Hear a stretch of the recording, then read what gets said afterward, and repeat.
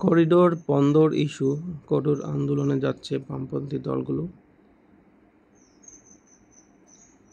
Corridor এবং চট্টগ্রাম বন্দর ইস্যুতে কঠোর আন্দোলনে যাচ্ছে বামপন্থী দলগুলো জোট।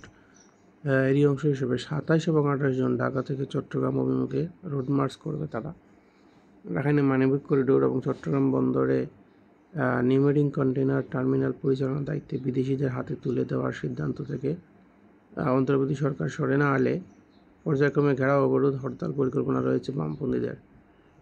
একটা কথা উঠতেছে যে ডিপিওয়ালকে সেই নিউমেরিং কন্টেইনার পরিচালনার দায়িত্ব দেওয়া হবে এবং যেটা করিডোরের বিষয়ে যে রোহিঙ্গা তাদের মায়ানমারে রোহিঙ্গাদের একটা আলাদাভাবে একটা জোন করে দিয়ে তাদেরকে সেই খাদ্য সহায়তা বা ত্রাণ পৌঁছানোর জন্য বাংলাদেশ থেকে একটা অ্যাক্সেস থাকবে, যেন আন্তর্জাতিক সংস্থা এদিকে যাওয়া আসা করতে পারে অবাধে এবং সেখানকার লোকজন এদিকেও আসতে পারে সে মালামাল নেওয়ার জন্য।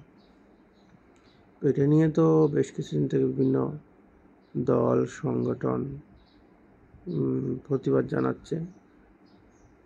বিএনপি বারবারই বলছে যে এটা একমাত্র নির্বাচিত সরকারই এটার